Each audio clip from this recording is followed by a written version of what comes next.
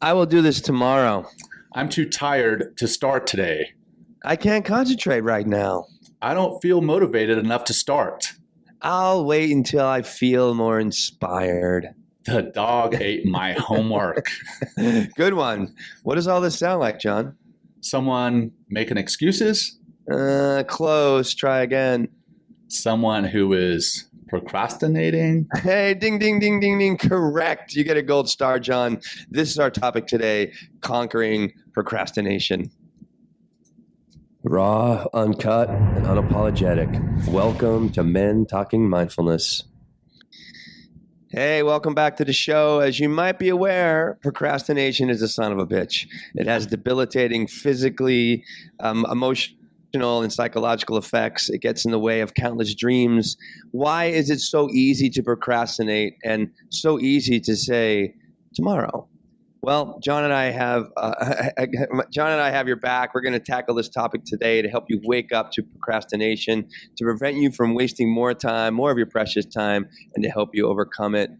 But let's take a little detour for a second. Hey, you want to be part of the a deeper part of the Men Talking Mindfulness ecosystem? Grab your phone and simply put in the text line 33777 and text MTM to 33777. And see everything that we're doing. Don't procrastinate. Yeah, do it right now, right? Yeah, exactly. From MTM to 33777, no procrastination.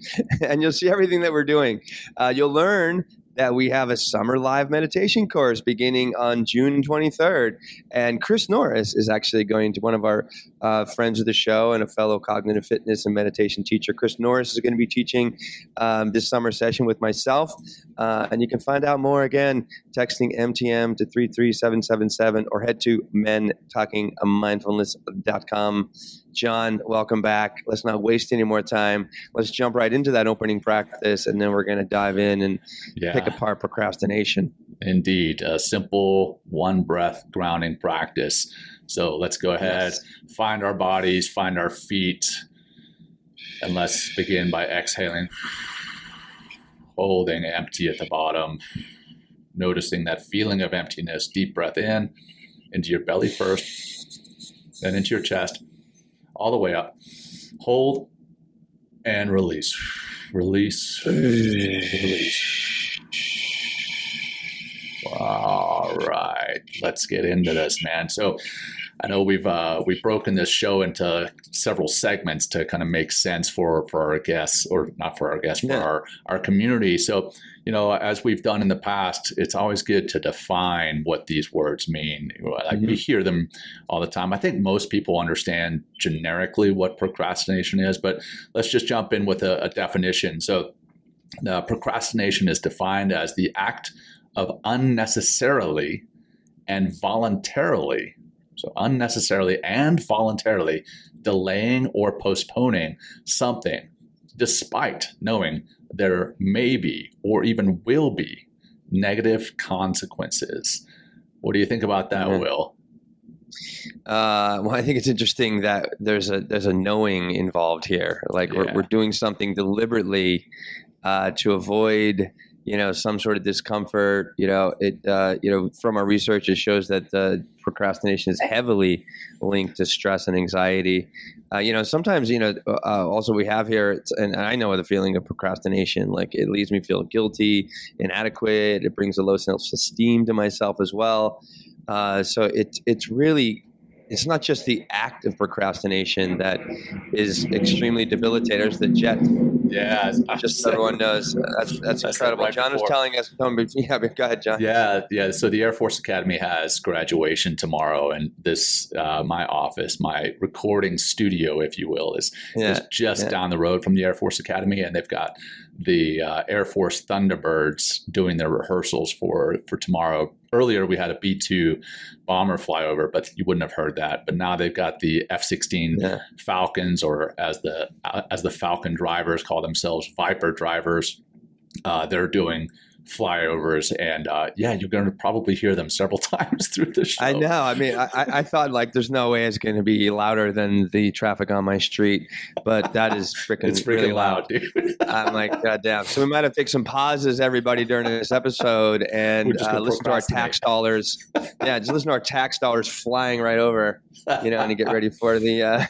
It's the sound of freedom, baby. That is the sound of freedom. You're right. It is the sound of them freeing our tax dollars. I'm just kidding. Sound of freedom. Sound of freedom. But yeah, let's get in this, John. Wasting no more time with procrastination. Yeah. So you're talking about guilt a little bit there, and how procrastination makes you feel. Yeah. It's I mean, there's a big feeling associated, lots of feelings associated with stress, with procrastination, and one of the big ones that really contributes heavily to procrastination is when you're stressed, you're highly inclined to procrastinate a little bit more, or maybe procrastinate even more than you already have.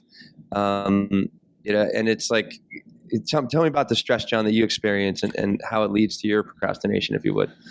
Yeah, I mean, there's a little bit of overwhelm initially, quite often with procrastination when I get a task, or even if I assign myself a task, whether that's a work task, whether it's a personal goal, dieting, exercising. Those are some big ones, and I keep telling myself I'll do it tomorrow. I'll get to it later. One of the big ones for me anyway is I've gotten out of waking up early to exercise because I've started prioritizing my sleep.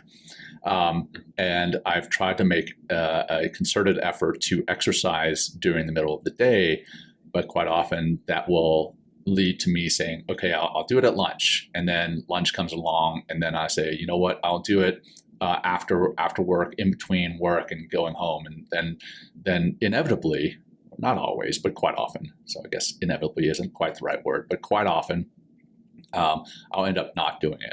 And then I go home and I beat myself up for not having done it. And then I say, okay, I'll do it tomorrow. Yeah. As,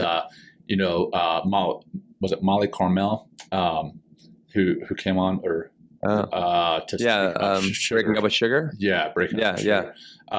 She spoke about the dissonance, the cognitive dissonance in between, actually thinking about doing something and then doing something, and the guilt that's associated during that time, like the difference between actually thinking about it and then doing it, that guilt that's built up.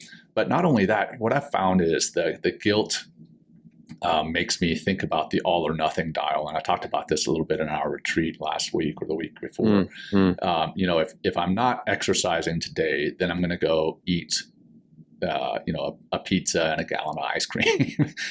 Not literally. Right. But, wow. But, it goes the opposite way, it right? Goes the opposite way. So like instead of working toward my goal, what I actually end up doing is not only being guilty about not working towards it, but then I think, you know what, I'm going to take steps back away from it. So I think that's some of what really we struggle with when we're doing this procrastination. Yeah, I mean, I had a similar experience this morning. Like I had set one of the things that I do in order to, we're going to talk about this a little bit later, in order to prevent procrastination is really sitting down for just 5 minutes, before I go to bed, the night before, I start the next day, and I just, block out my schedule, what I'm going to do. Yeah. And last night I was there, I'm like, I'm going to get up, and I'm getting up at 4:30 still. I missed it like the last week or so because it was kind of an odd week, and I really wanted a little more sleep. But I'm like, I'm going to hit the gym at 5 a.m. until 6 and this and that. And then sure enough, it did not happen. And I am going to do it later. But what got in the way is like, I got up at 2:30 in the morning, hit the bathroom, and then I noticed it was 2:30. And then I just continually laid there in bed and just and then my mind starts racing. I'm like, oh no, I'm like, I didn't get all my proper rest, and I need to, I have a show today, and I like to be super fresh and rested for the show. So I, stay nice and clean and sharp. And then what happens is I did not get to the gym today in the morning. I am going to go later today, around 4:30. I just begin to put all sorts of different excuses, all sorts of different reasons, like why. I was like, well, I need to do this for the show. I need to get this thing done. I need to this is important, before working out. And I just put all these excuses in front of, me getting to the gym, and then I also live, which really annoys me. And then the rest of the day, I kind of have this subtle guilt or shame that we talked about earlier about not getting to the gym. And, I think it's amazing how that guilt, shame, that stress can kind of festers with you and then starts to fuck with you. Yeah. And, really begins to work in the background. And that's that stress is a big part of why most people continually procrastinate, because I don't know. It's a really nefarious and destructive relationship between stress and procrastination. Yeah. And not just stress and procrastination, but quite literally fear, right? Right. That fear of failure, maybe even the fear of success, that fear of imperfection. That's one of my big ones, right? Yeah. I've talked about that fear of imperfection in the past.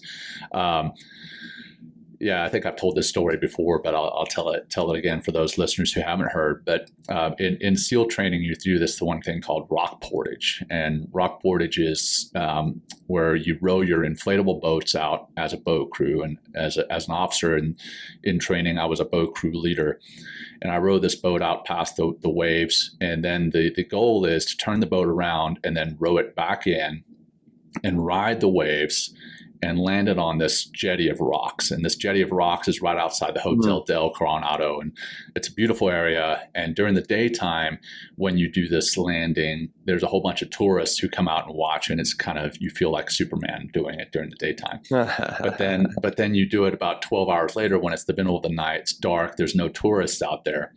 And my fear of failure or my fear of imperfection got in the way, and I procrastinated in the moment. So we row our boat past the waves, and we're sitting there waiting. And my men turn around and like, "Hey, sir, are we going to go?" I'm like, "Hey, guys, we're waiting for the perfect wave." And all these other boats catch the waves that are coming, whatever waves they may be, and they end up crashing on the rocks. And it sounds like all sorts of hell breaking loose. You hear men screaming and kind of being hurt.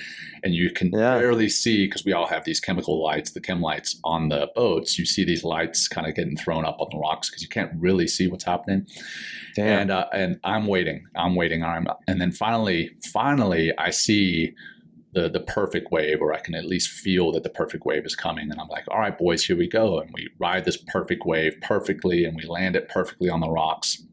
And I'm all like gung-ho, thinking that I've done something awesome.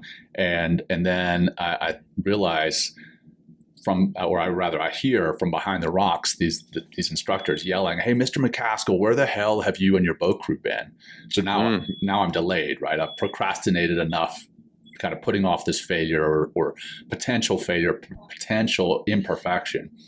And I say back to the instructors, "Well, instructor so-and-so, I was waiting for the perfect wave." And that didn't go over too well. The instructors yell, "Oh, you think combat is perfect? You think the battlefield is going to be perfect? Nothing is ever fucking perfect." And then I end up getting punished for my fear of failure, my fear of imperfection, my procrastination, quite literally, quite frankly. And I wasn't being punished alone. I was being punished with my men right by me.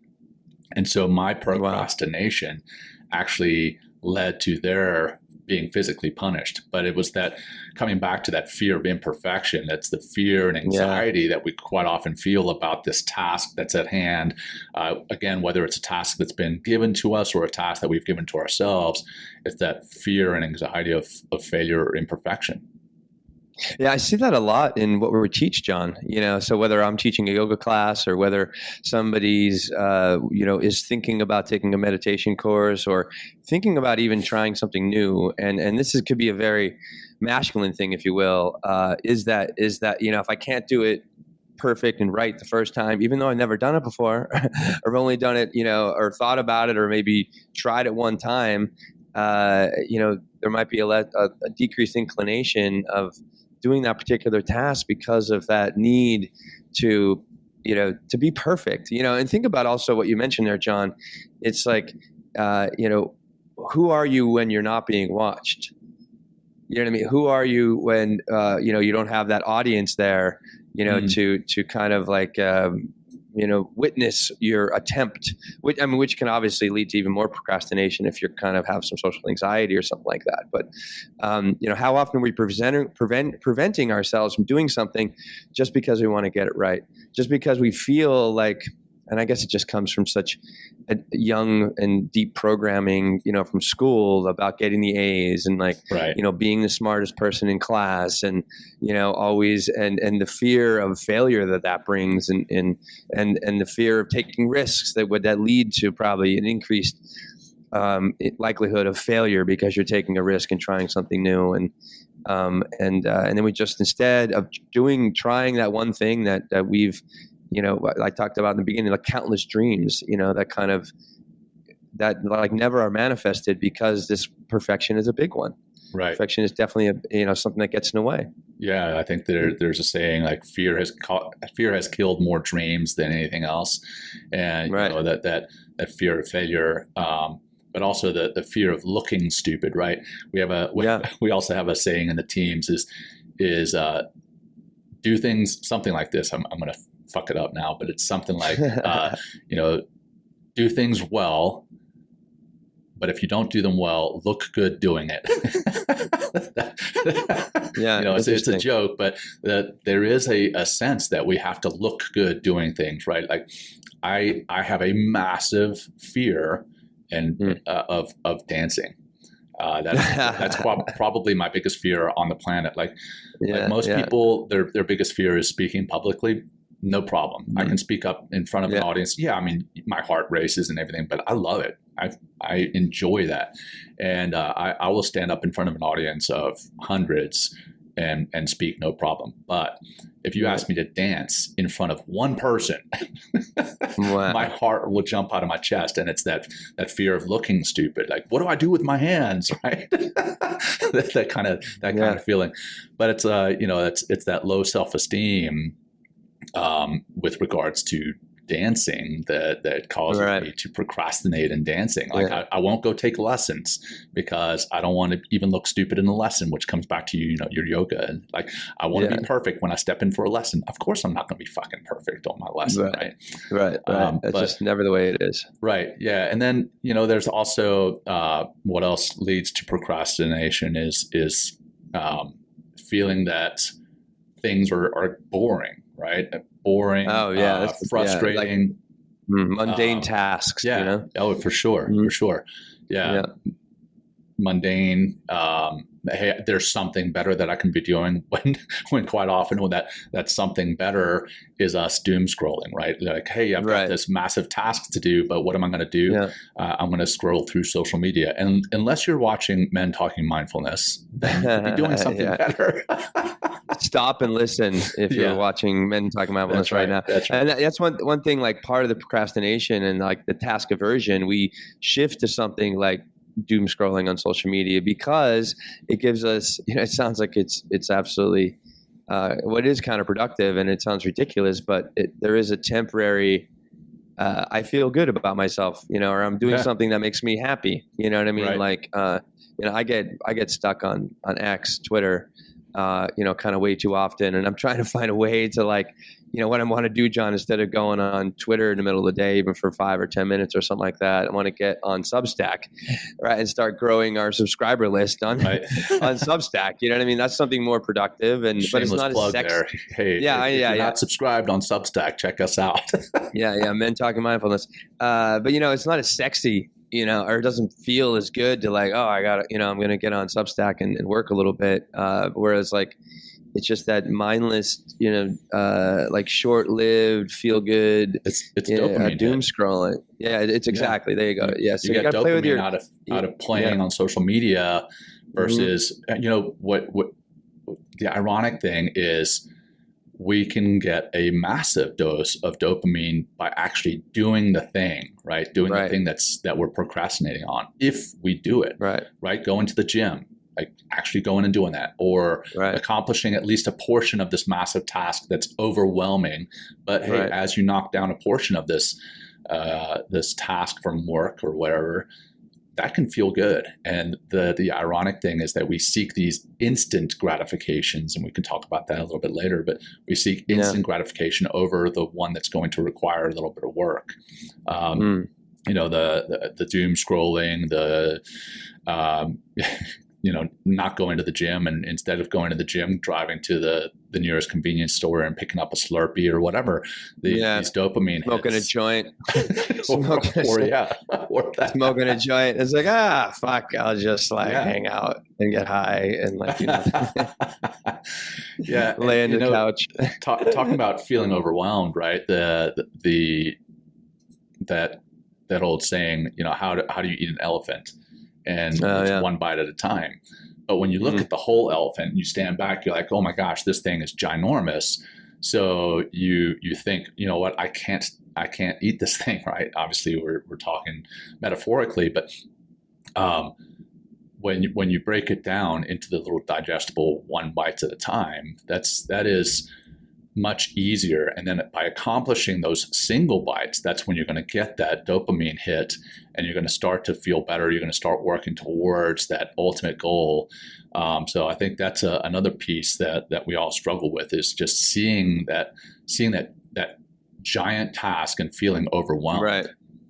Yeah. And also like, yes. And part of the, you know, the ways to overcome that is like, you know, how breaking that task down into chunks. Right. You know, exactly. I mean, not over or underestimating the time it's going to take to complete that task. And if you're, you know, looking at, you know, writing a book as just like the whole thing of like writing a book, like, I mean, that's a massive task that you're undertaking. You're probably underestimating or maybe even overestimating the amount of time that it can take to write that book. But it's like, what about writing the outline to begin? You know, or what does it mean to like, what are the first steps in whatever you're thinking about right now that you're procrastinating on? You know, what's the first most basic step? You know, and sometimes it's just, you know, sitting down and making some time to you know, I forget, it's not Pascal, it's Goethe, I believe he says it's like just you know, put the first sentence on the page, or put the first, you know, brush stroke on the canvas, and then sure enough, just by taking that first step, by, you know, putting those first words on the paper, you just are naturally, you kind of started a process, right? And you're more inclined to show up and continually, you know, work through that painting, or work through that, you know, that thing you're trying to write, or maybe you're trying to, you know, build a shed in your backyard or something like that. It's like, you know, why not, you know, go look at how much the lumber is going to cost. I think you're talking to Bobby with that shed, right?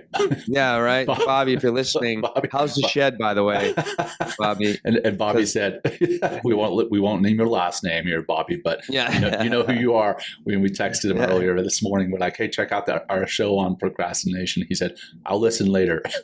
Yeah, exactly. Maybe tomorrow, right? But Bobby, when you do listen to this, I hope that, because we saw the shed last year, John. Yeah, remember? we did. And it was looking pretty good. The foundation was down, you know, so I think maybe half a wall was up. But yeah, I mean, just one step at a time, and that's like, and it's such like what's so important about procrastination and mindfulness. It's like when we get mindful, we become conscious of you know, what's getting in the way emotionally is a big one. You know, what is the resistance that's getting in the way with the thoughts, the feelings, or maybe there's some sort of physical obstacle that needs to be removed first in order for you to properly, you know, take on and do that task. And once you get out of the emotional realm, get out of the, you know, the physical realm as far as obstacles, and it's just like, and you begin to clear the path, right? Because you're also actively doing something instead of, you know, making yourself feel good by, you know, doing some tasks, or not even a task, just doing something that it just like lends itself to you wasting more time, more of your precious time. And I keep saying precious time because it's the one commodity, it's the most precious commodity we have. Absolutely. And procrastination is sabotaging so many of your dreams, so many of the opportunities that you want to afford yourself, so you can take that next big step in your life, or complete that thing that's going to take you to the next thing. And Yeah, well, we talked, at the beginning about the cognitive dissonance, right? Dissonance, and I want to talk now about some of the cognitive biases that lend themselves to our procrastination. And I know one of them, going back to school, right? There's like, okay, you have a test, you have a final coming up in 2 months. And you're like, man, I've got 2 months to do this. Or maybe it's a paper to write. You got 2 months to do it. And then you're like, oh, that's plenty of time. And then it's 1 month before you have to do it. And then it's, a week. And you're like, okay, I can knock this out in a week. And I've in the past gotten to the point where I've tried to write a paper, and I have. And this is before ChatGPT existed, so right. I've written a paper, a 10-page paper, stayed up all night cramming this 10-page paper in, or cramming for a final, when I would have been much better if I had started it off earlier. And that's from this optimism bias, right?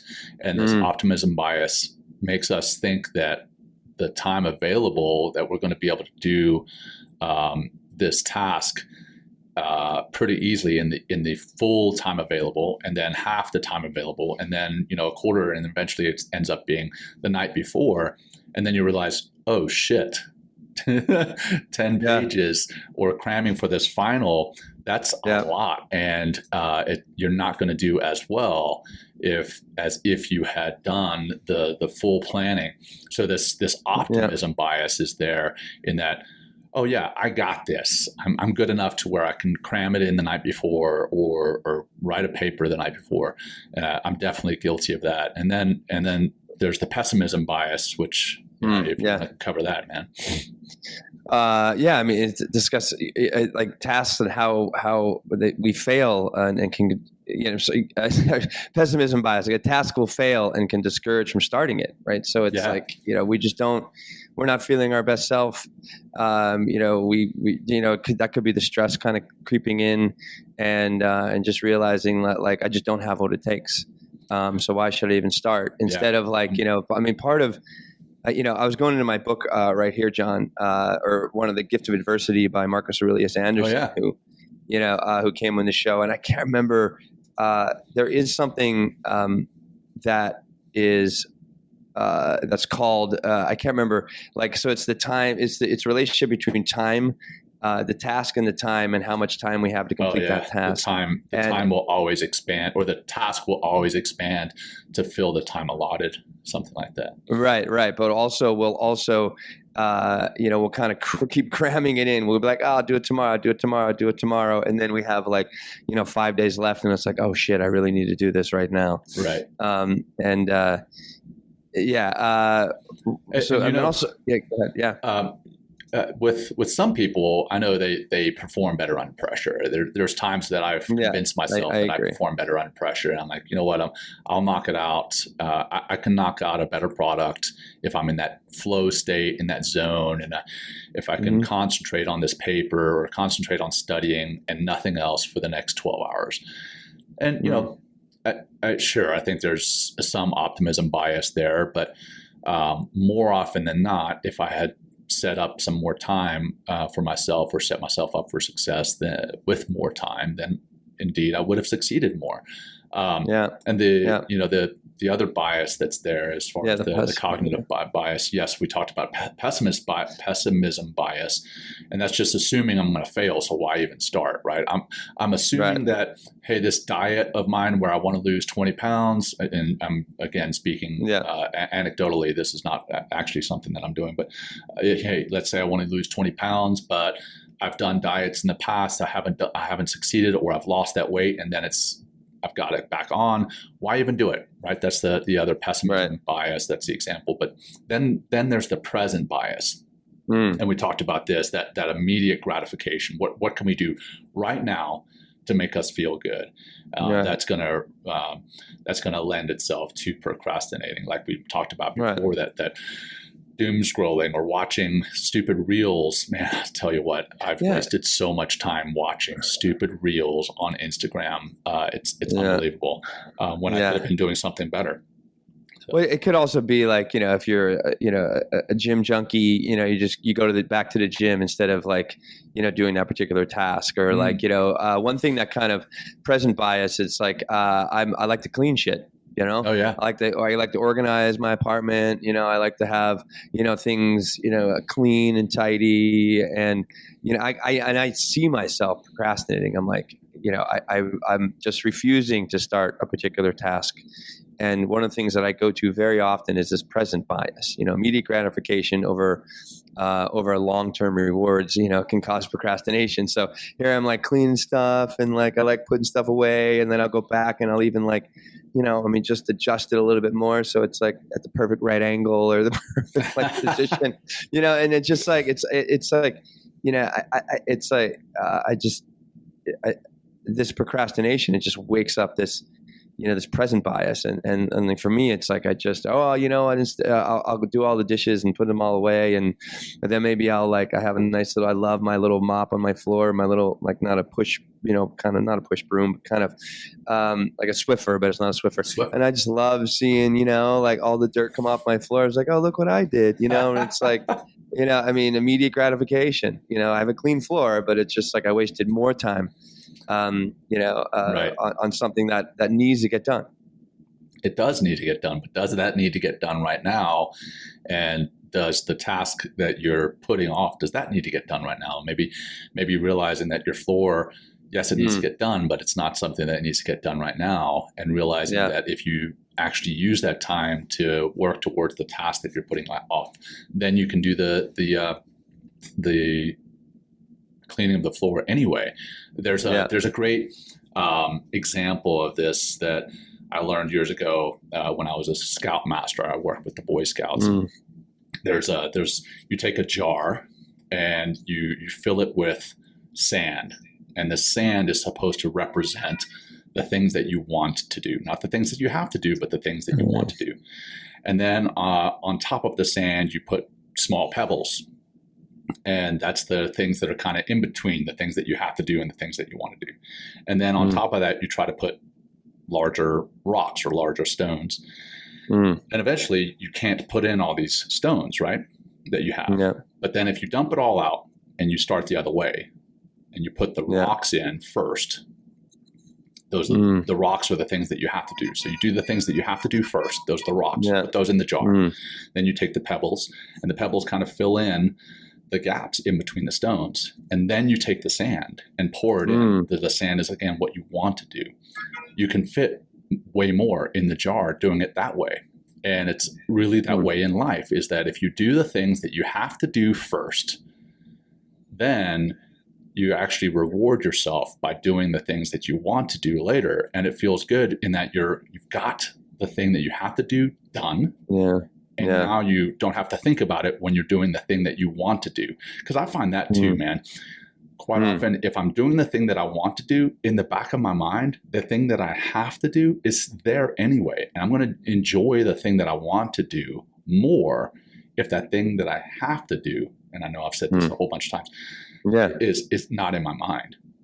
Right. Well, it's almost like that whole win your morning, or the whole concept of eat the frog. Eat the frog. Do the most difficult task first, and then you get a flywheel going. It's like, oh wow, you feel great about it, right? And then it's like, what else can I do? What else can I do? What else can I do? And then you really have an accomplished day. Right. And because like you started with the most difficult task, and you kind of moved that giant boulder, you moved, all the energy that's around that difficult task. And, and then you have like this instantaneous, hormonal reward, because you're feeling good about yourself. And then it's like, oh, what else can I do today? And I probably would have had more of that day right now, John, if I would have went to the gym at 4:30 in the morning. So I'm not even thinking like, you know what I mean? I should have done that 4 the procrastination episode. But what I will do for everybody today is after I get done with my work and I'll be all sweaty, I'll post a video. There you go. And I'll let you know how I feel. And I promise you that I'm not going to procrastinate and post it the next day.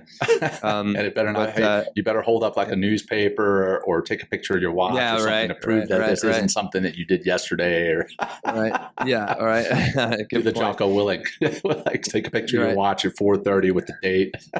Yeah, that's what I don't know where. Okay, I'll take a screenshot and be like, "Hey, here I am," and I'll post it at the end. But like, and that's a big thing. It's like, I do the most difficult thing first, and maybe write down what those difficult things are, the things that are most challenging. As we're researching this, Dwight D. Eisenhower has something called the Eisenhower box, right? Or the Eisenhower matrix, right? And it's just like a 4-quadrant box with an X and Y axis, axis. Yeah, I know. Right. And I wrote it on my wall because this is actually kind of cool. So I love my blackboard. Man, I learned about that years ago. It's fantastic. Yeah. So I'm messing up my geometry. So the x-axis is the longitudinal, right? The long horizontal. Horizontal. Yes. Okay. Right. It's urgent versus not urgent. On the bottom two, two spaces. And then along the y-axis, the upper axis or the perpendicular axis is important and not important. And, that top left quadrant are those things that you can eat the frog with. You know what I mean? Like the things that you must do and start doing those things right away. The other quadrants are, you can the other ones that are not so urgent but that are important, you can schedule those that day or maybe later in the week or whatever the time frame is to get that complete. The stuff that's urgent and not important, you go out and delegate. Give it to somebody they're working with. And then a bottom quadrant that is not urgent and not important, just delete it. Yep. And just don't do it. And what's funny about that Eisenhower matrix is that so many of us get wrapped up in the urgent but not important, and it's it's called the tyranny of the urgent, right? We get wrapped up in everything that's urgent, whether it's important or not, and then end up forgetting the stuff that is important, whether that is urgent or not. That's why we procrastinate, because we assume that these papers that we have to write or these tests that we have to study are not urgent. Right. We only focus on the stuff that is urgent. So, yes, I love that matrix. That's a fantastic one. Yeah, it's strong too, because, and asking everybody out there who's listening or joining us right now in our wonderful community, it's like, what can you delegate? What can you take off your plate?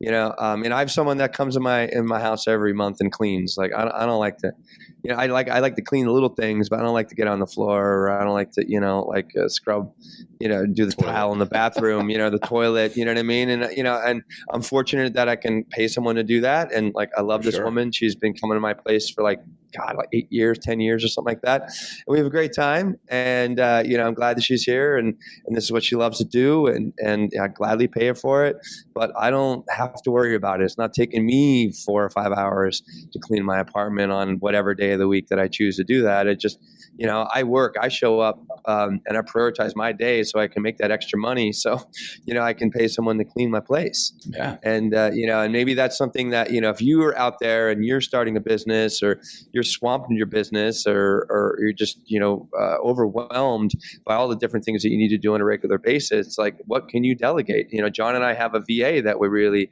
shout out to Leo, who we really love working with. And he loves doing the stuff that we give him.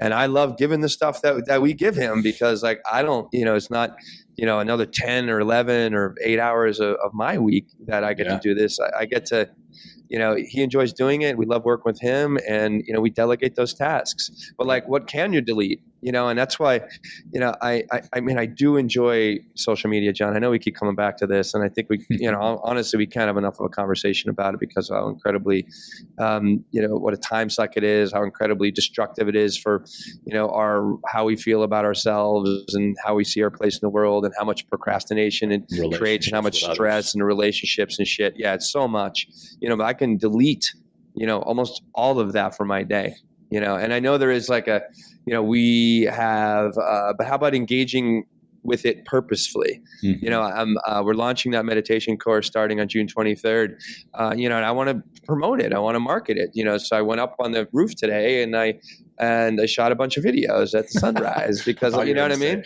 I thought you were going to say that you went up on the roof and you shot it up from the rooftops. We are doing a meditation course. Yeah, take the meditation course. Yeah, just like a bunch of random New Yorkers. Nobody's fucking awake at 6, it's at the sunrise anyway. It's the quietest time in the city. Start doing that. Yeah, I will, but I think I'm going to get arrested. I'm like, the cops show up. I'm like, hey, glad you guys came to the meditation class. They're like, no, dude, you've been disturbing the peace. It's like, I was trying to help people. Anyway. Well, hey, let's get into the next segment, right? The situational factors of procrastination. But before we do that, hey, I just want to give a quick shout out to some of our sponsors. Give a special thank you to our MTM Forever sponsor, Karambit Tactical Knives.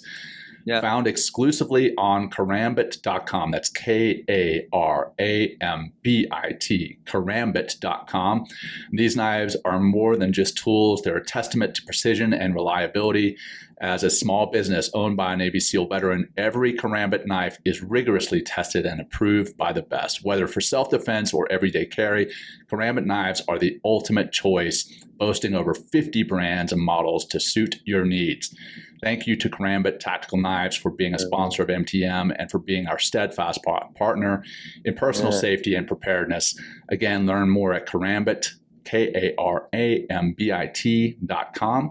And also, hey, Will and I have been using this new delicious hemp protein. It's Agoge. Agoge. Hey, we're spelling out all our sponsors. Agoge, that's A-G-O-G-E.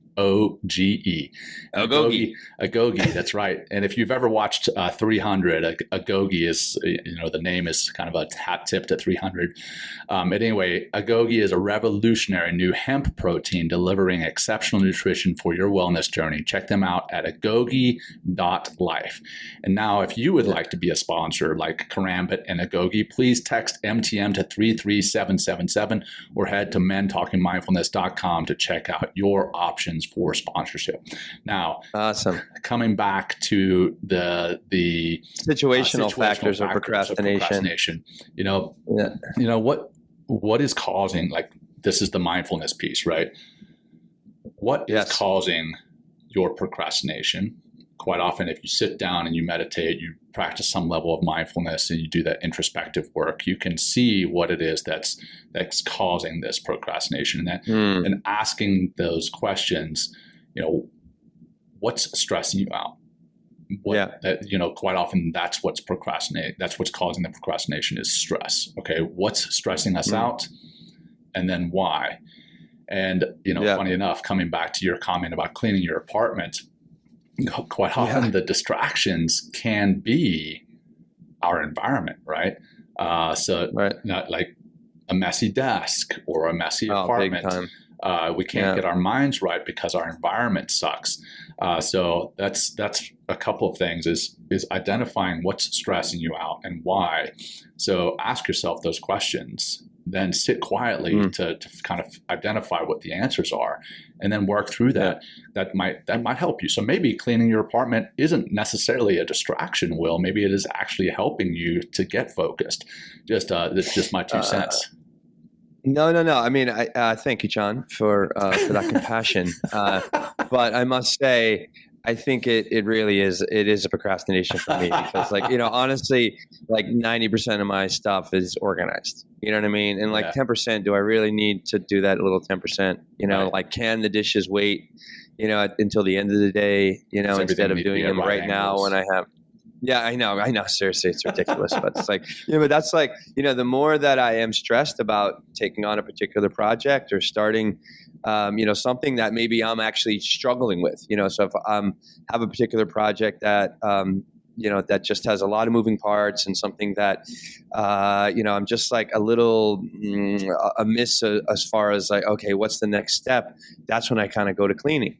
or maybe you're listening out there and that's when you go to the gym, or maybe that's when you, start, doing the doom scrolling that we said already 12 fucking times in this episode, because that's what people do, and then just sitting, just get to the work, sit down, for 5 minutes. And then, this is Mel Robbins. She wrote a book, I guess the 5 minute rule or something like that, I think it's called. If you just whatever task that you want to do, or whatever you're procrastinating on, what if you just set a timer for 5 minutes and sit down and start that task for 5 minutes? And the research has shown that if you take that 5 minutes and you finish that 5 minutes on that one particular task that you want, that you've been procrastinating on, you have an 80% greater likelihood of actually continuing with that task for another hour or several more minutes. And again, John, you get that win. And I think that's a big part of procrastination. Like this is what we'll say. This is Men Talking Mindfulness. What is your first win that you can create? Small win, big, small win. What's the small win? Small is all. It starts with one little ripple, one little drop of water of wind into the, the puddle of the work that needs to get done. And how does that take you to the next wave, to another wave? It gets a little bigger, and all of a sudden, like, you're in that flywheel, you're in the flow, and you're just starting to stack those wins. You're starting to stack all those hormones that come with winning. And next thing you know, it's like that task is complete, or you have blown past the obstacle that has been creating that procrastination. Yeah. And, we've all heard, or many of us have heard, Admiral McRaven's famous speech about making your bed, and start by making your bed, right? If you want to change the world, start by making your bed. But I'll go back even earlier than that. What's the first procrastination that so many of us do in the day? And that's coming back to Mel Robbins. The first procrastination that so many of us do every morning is we hit snooze on our alarm clock. Oh yeah, right? Fuck snooze. That snooze is a procrastination button. You had a plan to get out of your bed at 6:30 and you hit snooze, and then 6:39 rolls around and you hit it again. You're convincing yourself that by getting up a little bit later, you're going to feel better. Well, Mel Robbins talks about this in several ways. One, she talks about, I think she calls it sleep inertia or something to that effect. And that like by hitting snooze and going back to bed, quote unquote, for 9 minutes, that's actually going to make you more tired in the day because you don't get into a full sleep cycle. You get this inertia and it's like holding you back. The other piece that she talked about is back in the day, she used to hit that snooze button quite often, but then she started acting like she was on the NASA launch pad, and she would count backwards from 5, 4, 3, 2, 1, and then on 0, she would launch herself out of bed. I mean, not aggressively, but she would get out of bed. And by getting out of bed like that you win that first fight against procrastination. And in winning that first fight, then you convince yourself, okay, I did this, now I can do that, now I can do this, and move forward through your day with these little wins. There's a lot to that. And as you do that more and more, not just throughout your day, but in your life, you're going to start to feel as though you're winning, right? You're winning against this procrastination. So I was thinking of for that. I was thinking of that's what I should have done. So I was thinking of making the poster for this.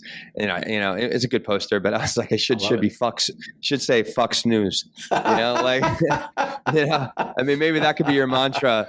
And then that could be your first. I mean, that could be your first win. If you're a chronic snoozer, that could be your first win. It's just not hitting snooze. And what if you just do that for a week? And again, that could be the first win. That could be the first drop, that creates that ripple effect that, gets that flywheel going for sure. And we're not saying, you need to wake up with only 5 hours sleep or anything, but set your alarm at a realistic time and then get up. Don't set it for an hour before you plan on waking up. Set it for when you plan on waking up, and then get up at that time. That's going to be a world of change in your life. Well, you start making a deal with the devil every time you hit snooze. Right. And then you're also creating the habit of the rest of your day. It's like you're literally starting the whole habit of mañana, tomorrow, later. I'll get to it at 3 o'clock. I'll get to it at 5 o'clock. I'll get to it at 7 o'clock. And then it's 9 o'clock. It's like, I'll get to it tomorrow because I got to go to sleep. And then you just keep repeating like Groundhog Day, the same cycle the following day. I hit snooze again. It's like, but like every time you hit snooze, John, every single time, you hit snooze, you are not only making a deal with the devil, but you're also selling yourself short. Yeah. And you're also like giving yourself, you're saying right there in that moment, I'm not worthy. And you're also, and also I feel like there's a tremendous lack of self-respect as well. Guilt, too, right? Guilt, like all that stuff. Look at those feelings. Like, oh, here it goes again. I hit snooze yet again, and you start convincing yourself that you're a loser. You start defeating yourself. You're whittling away at your self-esteem. And since we're talking about that, let's talk about some of the effects of procrastination. Yeah, right? We talked about the guilt that we feel, but stress and anxiety. I mean, that's a lot of what our show is about. Is dealing with mental health and how we can improve our mental health.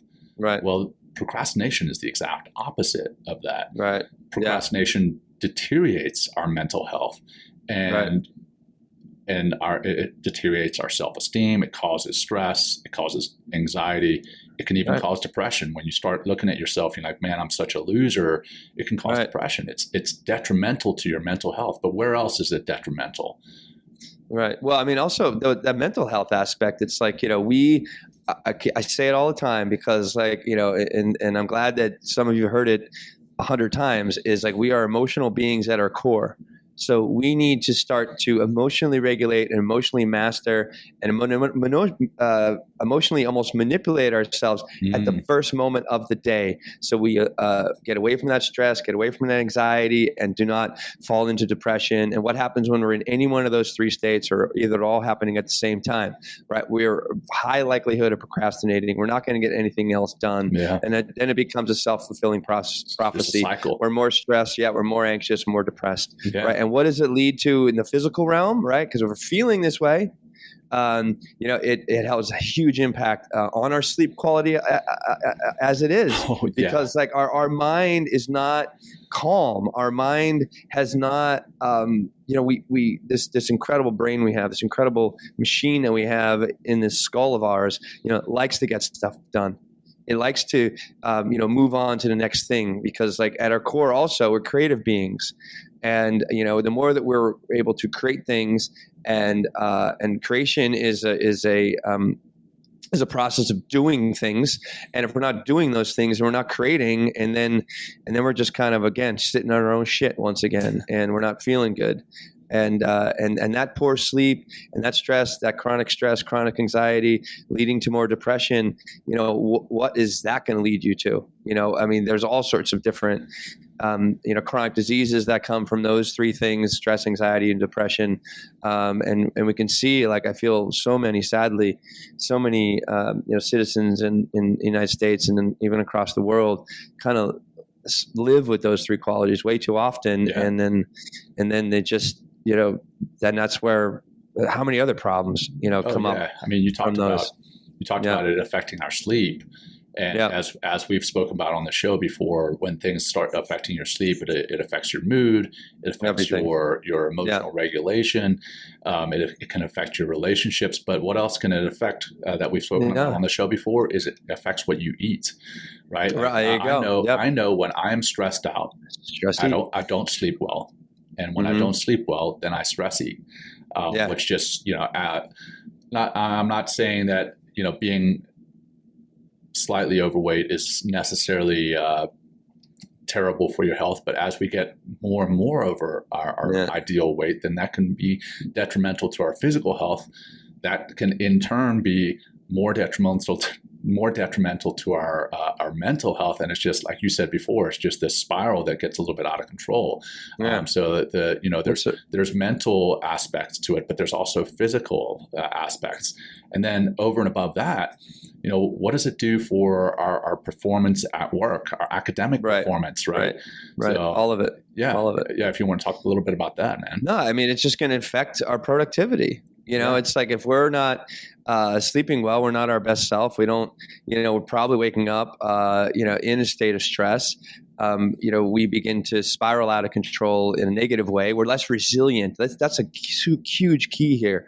Without that proper sleep and with that stress, we become less resilient. Great point. Great point. Yeah, we fall prey to all those bad habits. all those little things that were like, I can't go on my phone again. I'm not going to have that sugar. I'm not going to do, that one thing that I always do, but if you're less sleep, if you're sleep deprived, then like the likelihood of you, it's almost like a flywheel in the opposite direction. You just start going downward, spiral, downward flywheel that you're just like, oh, and you're just beating yourself up and having, exactly. Yeah. It's like, it doesn't serve anybody, if you're, not your best self. And I mean, it doesn't serve you. It doesn't serve anybody you work with. It doesn't serve, humanity or even the earth, because you're just probably more destructive as well.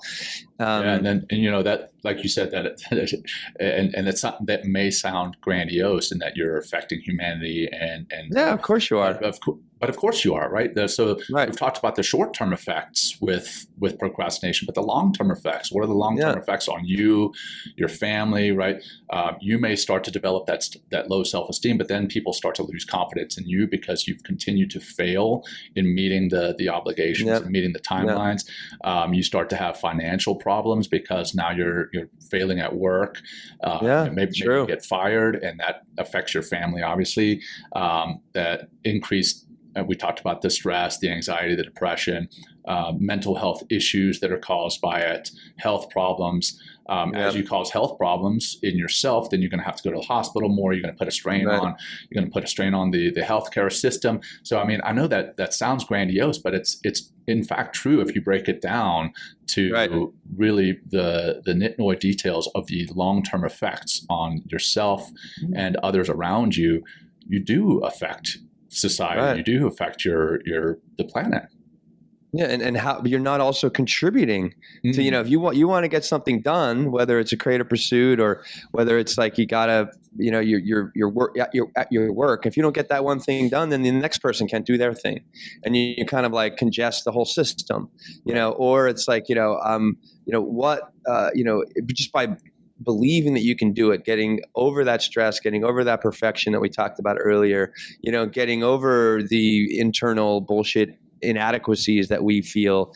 It's like, take that first step, because that particular thing that you're trying to create that you eventually launch into the world could go viral, or it could help hundreds of people, dozens of people, thousands of people, millions of people. And then what kind of effect are you going to have? But if you're just wallowing in your shit, you keep hitting snooze, it's very unlikely to get it done, and it's definitely not going to get done very well when you do it, because of just how you're feeling. I mean, it's just the feeling realm, John, once again, and I cannot stress mindfulness. If you want to begin to master yourself emotionally and just overall, it's like, get to meditation, get to this course that we're starting. I know I'm plugging, I don't give a fuck, because that's how, because it's really that important. It's like, and if you don't sit with yourself and just realize, understand your feelings, understand the thoughts that come up your feelings, but also understand that we're in the last 2 weeks right now, and shout out to all the guys that are going through the first Men Talking Mindfulness spring course, very first one. We're working with self-compassion right now. And the tools of self-compassion are powerful. Go ahead, John. Yeah, well, man, I'm glad you mentioned that. So, we've talked about procrastination and what causes it. We've talked about what it is, and then not only what causes it, but what it causes. But let's talk about strategies to overcome procrastination. One of those very first things is having self-compassion, right? Having that understanding of your underlying fears and anxieties, overwhelm, having that self-compassion. We talked about the stress and anxiety a little bit before, but understanding where you are and where you need to be and where you want to be. And then understanding that it's going to take some effort, but to get to that understanding of who you are, where you are, where you want to be, et cetera, it takes some compassion work, some self-compassion, understanding that. But over and above that, what are some other things that we can do to help mitigate procrastination? One of them is managing your time. Does managing your time look like doom scrolling? I'm not against scrolling on social media completely. I mean, I do it, and obviously, Will and I, we benefit if you scroll and you see something from mindfulness, right? But is that in your best interest? Again, have you already done everything that you have to do, and now this is something that you want to do? That I think is really understanding, what do you have to do, what do you want to do, and doing the things that you have to do first. So coming back to the Eisenhower box, the Eisenhower matrix, that's really helpful in time boxing your day. Like Will said, start your day, or rather the night before, outline what the next day is going to look like. Time box that, break the goals or the tasks down into smaller digestible chunks, and maybe tackle those smaller digestible chunks through the day, but tackle the things that you have to do, the uncomfortable things first. Then the environments, right? What can we do to adjust our environment? And what I mean by that is not necessarily the weather, right? I'm talking about where you are, your desk, your space, maybe cutting down on your ability to tap into social media very easily. I at home, and I've talked about this before on the show, I have this thing called the brick. And I just touch my phone to that brick, and it locks it down to where all I can use is the phone and text messaging. And that's tremendously helpful. But that's being mindful. That's being mindful about your environment, understanding how your environment affects your desire to procrastinate.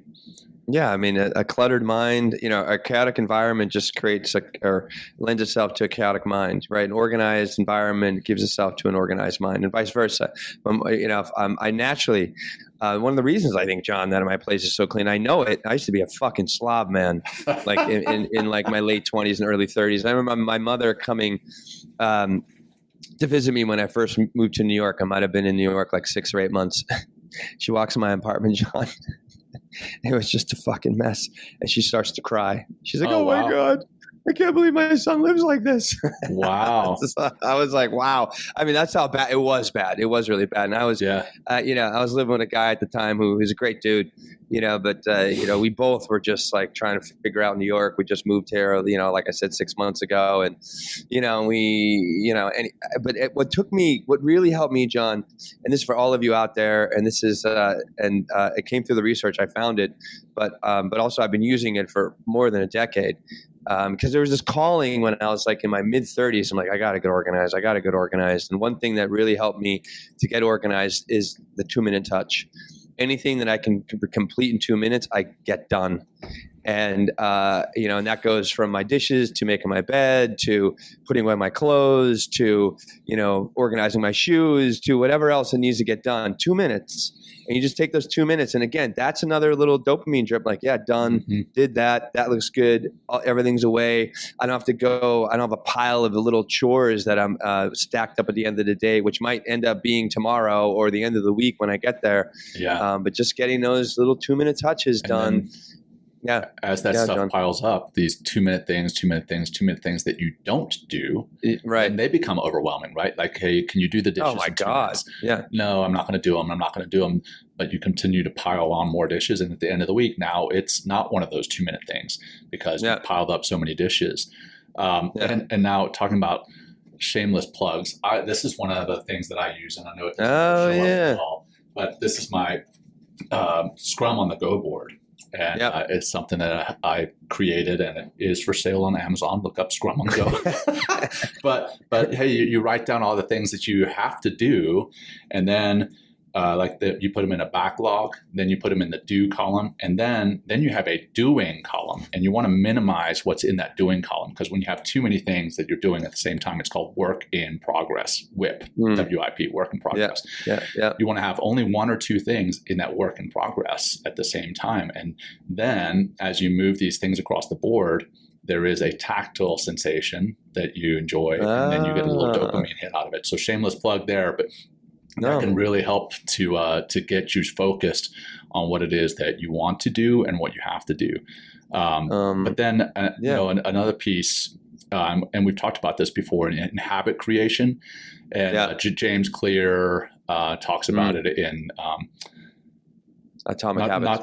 I was going to say the Power of Habit. Power of Habit is I'm forgetting the Power of Habits author, but James Clear writes in Atomic Habits, about having some type of cue to actually do the thing, then some type of reward system. And I know there's more to it than just the cue and the reward, but at the end of doing the dishes, do something that's rewarding, something that's not detrimental, right? So like if you're dieting, you don't want to go, hey, I Eat a fucking cake. I didn't eat sugar all day, so now tonight I'm going to eat a gallon of ice cream. You got to do something that's not detrimental to the goal, but having that reward system in place that can be hugely beneficial to countering the procrastination. One thing that in Atomic Habits, John, and the reason he calls the book Atomic Habits, because you start really small, but those small things add together and they have a massive explosion. Yes. And, so that's it comes back to what we said earlier. Yeah. Sorry. The Power of Habit is Charles Duhigg. That's yes. That Yeah. That sounds familiar. Yeah. That sounds right. Yeah. Well, let's just talk about a couple more things, John. And, I'm so happy that you're reading Art of War. The War of Art. The War of Art. I have read The Art of War. Now I'm reading The War of Art. great book by Stephen Pressfield. And then when you're ready, because this came up with maybe our green room conversation with Colin Bai, our guest last week on brotherhood and what was the whole thing we're doing? Brotherhood, John, mindfulness, and future generations. Really fun episode. Like, God, that kid is smart being only 28 years old. Like, goddamn, why is it beyond his years? But the next book also is Turning Pro. I highly recommend, and I'm sure John will after he reads both of them, highly recommend them. But, Stephen Pressfield, in a very succinct, very easy, very digestible, very in-your-face way, breaks down what gets in the way of our creating, like what gets in the way of the art that we're trying to bring into the world. That book is one of the reasons we're doing this very episode, right? We had a guest that wasn't able to meet today. So Will and I were like, hey, what should we do? And I'm reading the War of Art. Love it. The very first chapter, I'm only in the first, or not chapter, he breaks it down into segments or something else. But in that very first section, he talks about procrastination, but he doesn't call it procrastination. He calls it resistance. Yeah, there we go. Let me bring Will back up on the screen so we can see him. He's holding up the book, The War of Art. Break through the blocks and win your inner creative battles. But it doesn't just apply to creative battles. It applies to everything that we spoke about today, that resistance. What is that resistance? And in the book, it says, resistance will tell you anything to keep you from doing your work. It will fabricate, falsify, seduce, bully, cajole. Resistance is protean. I'm probably saying that wrong. That means ever changing. But there we go. Thank you. You're welcome. You're the man. Thanks for stepping in. But it will assume any form. It's what it takes to deceive you. It will reason with you like a lawyer, or jam a 9mm in your face like a stick-up man. Resistance has no conscience. It will pledge anything to get a deal, then double-cross you as soon as your back is turned. If you take resistance at its word, you deserve everything you get. Resistance is always lying and always full of shit. Dude, I love that, man. Yeah, we have to do an episode on procrastination. Yeah. Well, we are, John. What do you mean? No, I mean, that's what I mean. Once I read that, I was like, oh, dude, Will. Got it. So I think it's interesting. I have the book here, and it's just right on page 5. He talks about, resistance greatest hits. I'm not going to go through those, but then the next chapter, and these are really short chapters. Like, look how short that is. This is one passage right there. Yeah, that's it. I can't get there. You go. There you go. Right. Okay. Yeah. So he says resistance is invisible. Resistance is internal. Resistance is insidious, and each one has a little passage. Resistance is implacable. Resistance is impersonal. Resistance is infallible. Resistance is universal. Resistance never sleeps. Resistance plays for keeps. They rhyme. Resistance is fueled by fear. Resistance only opposes in one direction. Fascinating. Resistance is the most powerful at the finish line. Think about that, right? Resistance recruits allies. I think we can all relate to that. Resistance and procrastination. I'll stop and read this. Procrastination is the most common manifestation of resistance because it's the easiest to rationalize. We don't tell ourselves, I'm never going to write my symphony. Instead, we say, I'm going to write my symphony. I'm just going to start tomorrow. He goes on a little bit more. Resistance and procrastination, part 2. Oh, the two most pernicious aspects of procrastination is that it can become a habit.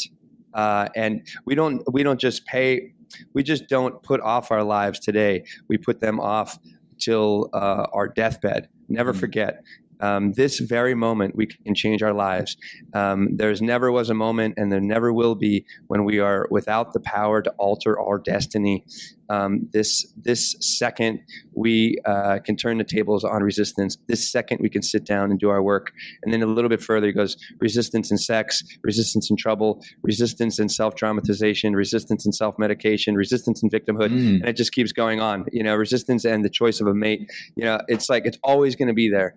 Right. It's the resistance that leads to procrastination, that leads to all these feelings, or the feelings lead to all the procrastination.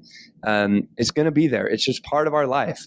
But like, how do you overcome the whole idea of tomorrow and tap in to the idea that I'm worth it? I can do this. How do I start? How do I break it up into a small chunk? What's that first thing I can do? Can I set that timer for those first 5 minutes and work to get this one particular task done? And then just keep going. Can I time block my schedule? Can I even look a little bit deeper and look at the Eisenhower matrix and, what is needed? What can I delegate? What can I get rid of? What is absolutely unimportant? And we have all these opportunities, John, and hopefully by listening to this episode, you begin to take that first step on the path. And I'll tell you what might also help. If you need somebody to hold you accountable, I've been working with a lot of men and women, but mostly men, to hold them accountable to the things they want to do in the life that they want to have. So reach out to me, and I would love to help you, because I'm working with a lot of great dudes out there, and it's an honor to work with them because they really start changing their lives, John. And it's a humbling experience as a teacher to witness this, but to hold that space and just to be like, dude, like, what the fuck? Like, we're supposed to do this, right. It really makes a big difference. Yeah, man. And while you were speaking about Pressfield and everything else there, one thing that popped into mind is there's a video, and I know this is not The Rock's, and I've spoken about it, I think recently, Dwayne The Rock Johnson. There's a video of him, and he says, there's a quote, and the quote goes, "One day or day one." Yes. One day being this time, this elusive time that more often than not never happens. Or are you going to start on day one? Right. And that's the key, is starting on day one, starting right now. And today. What keeps us from starting today? Quite often it's, procrastination, but it is, again, coming back to that fear of failure, that desire to be perfect. The stress that might be fucking your life in some other ways. Yeah. And there's, there's a saying with regards to entrepreneurship: if you wait until your product is perfect, then you've waited too long. And I mean, look at our show. If we had waited until we got here, not that where we are is perfect by any means, but if we had waited until we got here before we launched our show, we never would have launched. But what did we do? We started small. We started with what we knew, which was Instagram Live. And we've grown since then, changed things, completely tinkering always with it. And we're making it better, but it will never be perfect. But the point is, nothing is ever perfect. We can work to get better all the time. Yeah. But bottom line is just get started. So, man, we've covered a lot today. So let's go, just do a quick recap here for our community. So, we've obviously covered the word procrastination, defined it as the habit of delaying tasks, even when we know we'll pay for it later. And then we've had some laughs, obviously, along the way about how fear, anxiety, perfectionism, and that low self-esteem make us masters of what? Masters of avoidance. And what do we want to be masters? We want to be masters of our domain, not just masters of that avoidance. And we talked about Mel Robbins and how she talks about how our brains, we trick ourselves into thinking that by delaying, we're actually going to feel better. And that we talked about the different biases that are there, the optimism bias, where we think we have more time than we actually do, the pessimism bias, where we're like, oh, well, I'm going to fail at this anyway. Why even start? And then that present bias, where we're, hey, what is the immediate gratification that I can get, which is, social media or eating cake or whatever that immediate gratification is.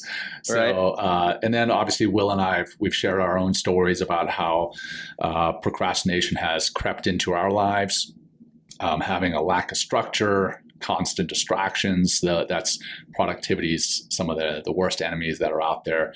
And then finally we wrapped it up with what you can do to outsmart procrastination, if you will, with some time management hacks, the emotional regulation, that kind of thing. So, hey, if you enjoyed this episode, we encourage you to reflect on your own procrastination habits and then apply the strategies discussed today to overcome them. And, on our social media channels, again, funny enough, ironic, hey, we're telling you to stay off social media, but we want you to get on quickly and invite you to share the stories of your procrastination and then how you've overcome it.